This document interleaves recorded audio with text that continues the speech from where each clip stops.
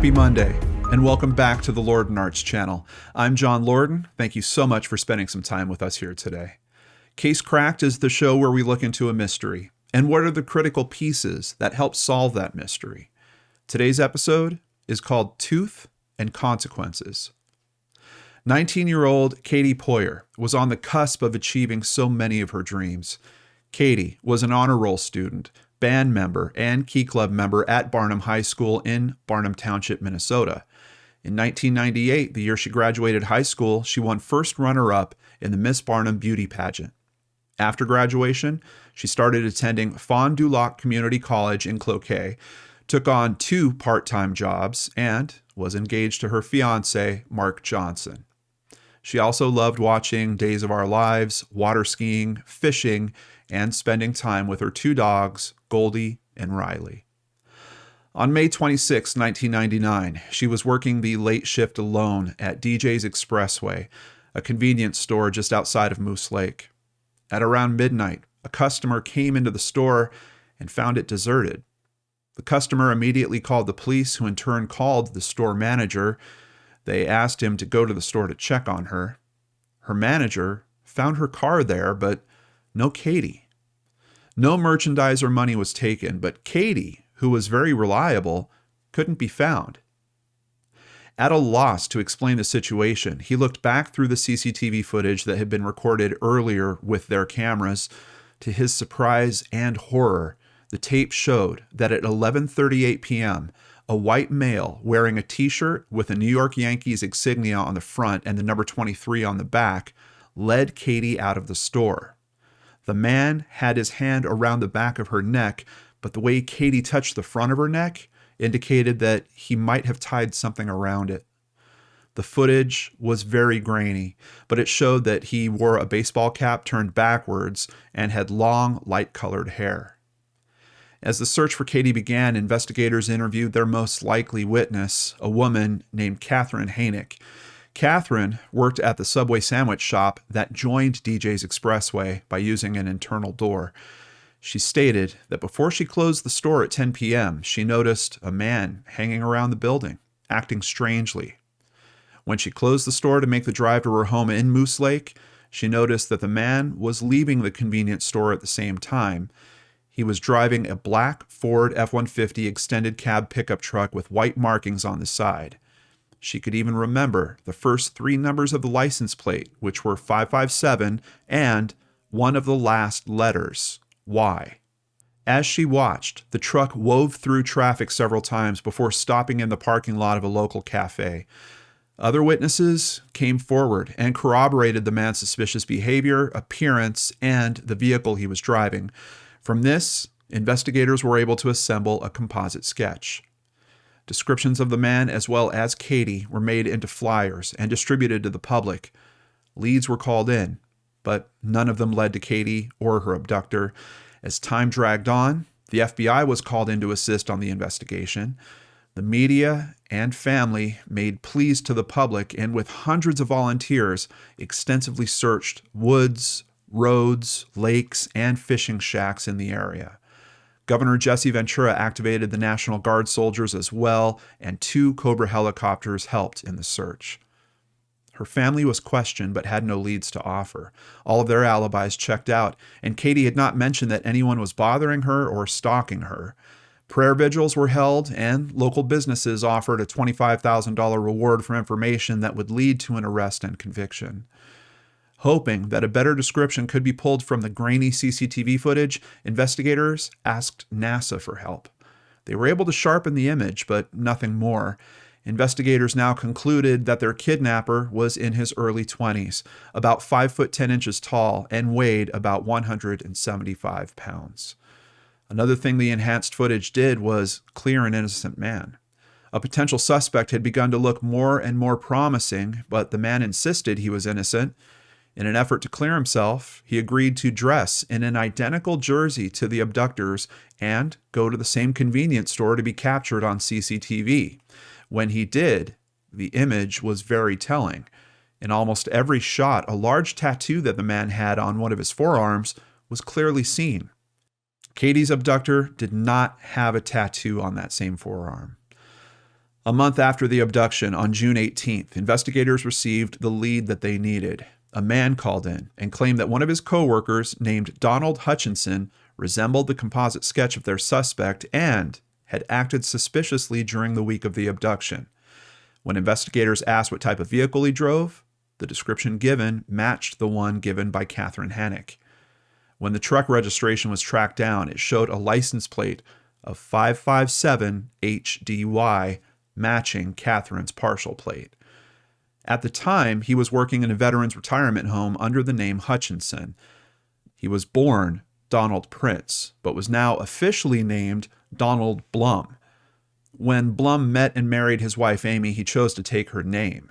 This flattered her and led her to believe that he loved her enough to change his name. However, looking into his past shows that he seemed to move from place to place, using one alias after another. Investigators also found that Blum was a registered sex offender whose criminal career started in 1975. He had been involved in 5 known cases of kidnapping or sexual assault. At this time, Minnesota's laws regarding sexual assault were much more lenient than they are today. He did serve time for those occurrences, but the sentences were short. He was actually on parole at the time of Katie's kidnapping. It was now time to question Blum, but no one could find him. Reports indicated he was camping at a park in the area, but finding him would prove to be difficult. The search for Blum led investigators to a campsite almost 3 hours away in Alexandria. At midnight on June 20th, the zipper to the tent at the site was opened to show a bewildered Blum and his family. When his alibi for the night of the abduction was questioned, he claimed that he left work early that day to go fishing on the Kettle River. He came home for the night between 7 and 8 p.m., a fact that was confirmed by his wife Amy.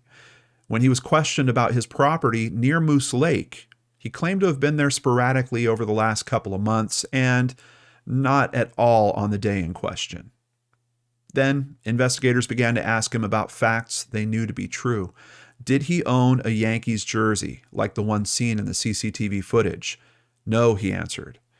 Investigators already knew Blum's brother had sent the family a box of clothes recently, and it included the shirt in question. Did he own a black pickup truck? No, he said, just the white one that he was driving. They had already found the black truck, and although it had been cleaned top to bottom with bleach, a receipt for gas was found in it from DJ's Expressway. After his questioning, Blum and his family drove to the house in Moose Lake. Investigators soon showed up and arrested Blum on a charge of kidnapping. The next day, Catherine Hannock positively identified him in a police lineup. He was then placed in a county facility, but was soon moved to solitary confinement after an escape attempt. On the 1st of July, the FBI, National Guard, and state and local law enforcement began their search of the Moose Lake property. During that search, a fire pit was found that contained several bone fragments that included part of a human jawbone that still contained one tooth. All were sent off for testing. In September, Blum admitted to police that he had indeed kidnapped and killed Katie. He claimed that he abducted her and took her to the Moose Lake property, where he strangled her with his hands and then burned her in the fire pit with wood and paper. Even without this confession, investigators finally had the final piece that they needed to take him to trial. The tooth and bones that were found on the property didn't contain enough DNA to be identified, but the tooth did have one amazing detail. Weeks before her death, Katie had received a filling. This filling had been made with a new amalgam by 3M, which is a blend of liquid mercury and other metal alloys. Those unique compounds survived the fire. That information, combined with the knowledge that the tooth belonged to a female that was 16 to 26 years old, gave investigators and prosecutors what they needed. Blum's trial began in June of 2000. During the next 12 weeks, he recanted his confession, saying it was a stupid mistake that he wanted to take back. He claimed that the stress of solitary confinement and the excessive amount of medication he was on had caused the false confession, and continued to proclaim that he was innocent. The court ruled that the confession was to be admitted and used anyway.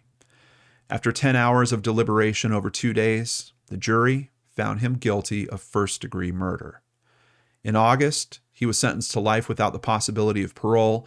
Investigators to this day believe that Blum was responsible for more murders, but they've been unable to tie him to any. Their search continues.